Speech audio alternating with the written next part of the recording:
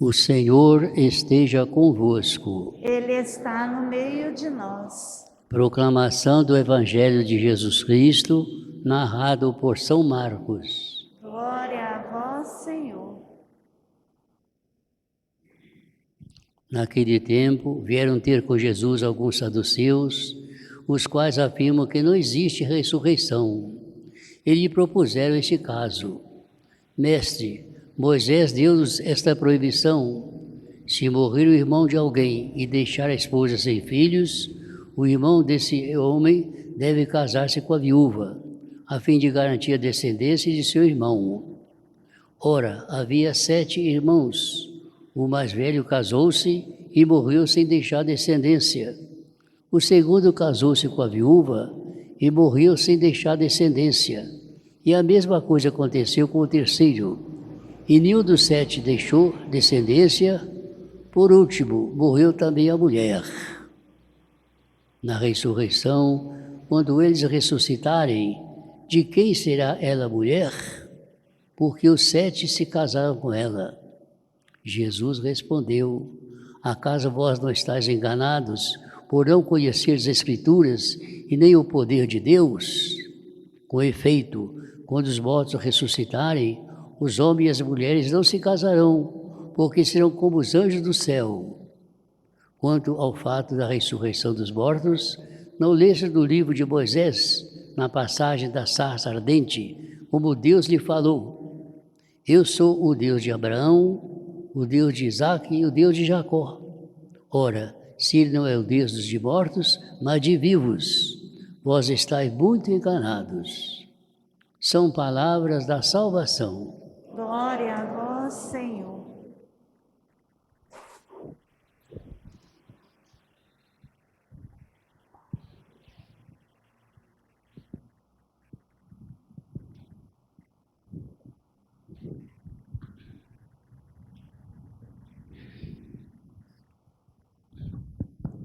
Meus irmãos aqui presentes e todos aqueles que estão em suas casas ou em outros lugares, sintonizados conosco através dos meios de comunicação para participar dessa Santa Missa do Bom Jesus. A todos sejam bem-vindos e que o Bom Jesus nos abençoe. Podemos dar início à nossa breve reflexão com uma afirmação muito importante. Para aqueles que creem, tudo coopera para o bem. Para aqueles que creem, que têm fé, tudo coopera para o bem, com uma condição: desde que saibamos analisar todos os acontecimentos da vida à luz da fé. Por que está acontecendo isto? Por que está acontecendo aquilo? A gente vai parar, vai se colocar na presença de Deus, vai pensar um pouquinho, nós vamos perceber que Deus está permitindo aquilo para nos dizer alguma coisa para o nosso bem. É importante esse pensamento. É o Espírito Santo que nos ilumina. Vejam bem, o Senhor Jesus era aquela pessoa maravilhosa e só sabia fazer o bem. Era uma pessoa que falava com autoridade, porque ele, antes de ensinar, ele praticava. Não obstante tudo isso, sempre tinha os seus adversários, como no Evangelho de hoje que acabamos de ouvir, com a pergunta que fizemos. Mas ele, em vez de ficar nervoso, xingar, se aborrecer, ele aproveitava de tudo aquilo ali para trazer uma lição para nós.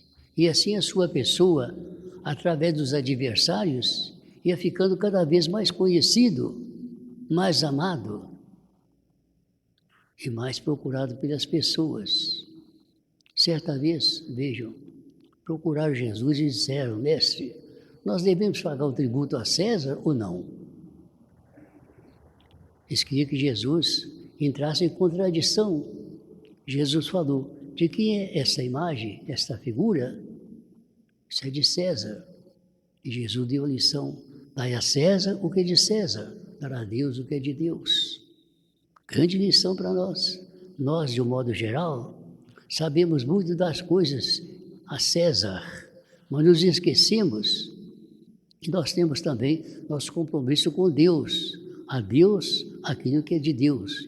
E o que não é de Deus, tudo é de Deus. Então a missa aos domingos, um dia santificado como amanhã, são dias diferentes. Temos que rezar um tempinho para Deus, pelo menos uma missa. Uma confissão, uma comunhão bem feita uma vez por ano. É uma obrigação nossa, é um direito que Deus tem.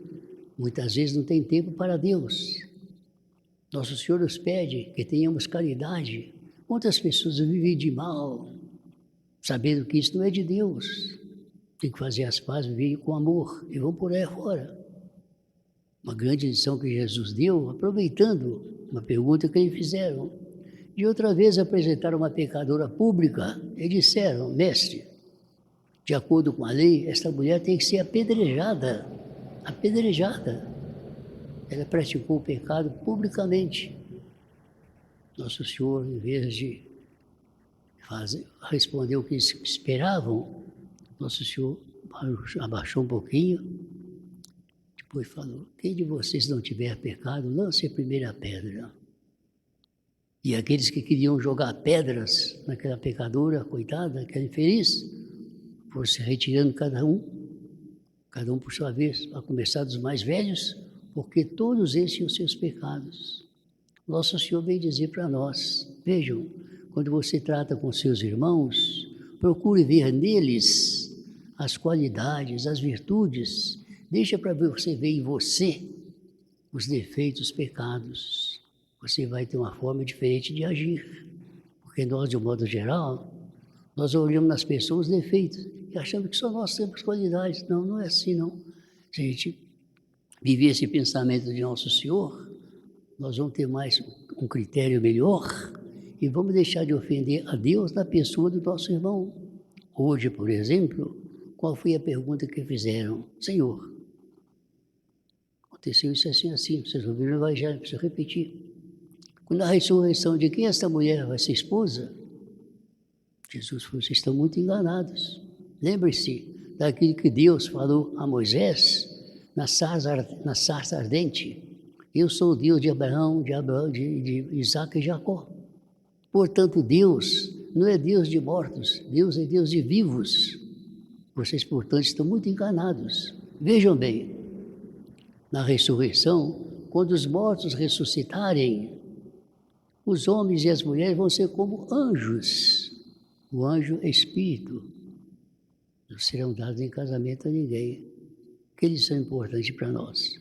Como seria bom que no dia de hoje nós pensássemos um pouquinho o que vale uma vida sem as dimensões em direção à eternidade.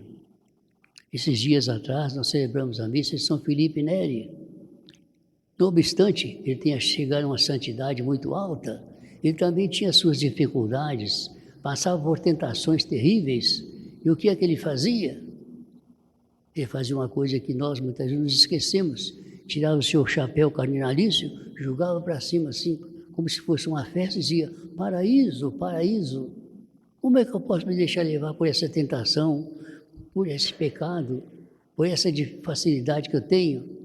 Se eu um dia fui criado para Deus, se eu tenho que chegar na eternidade feliz, São Felipe Neri.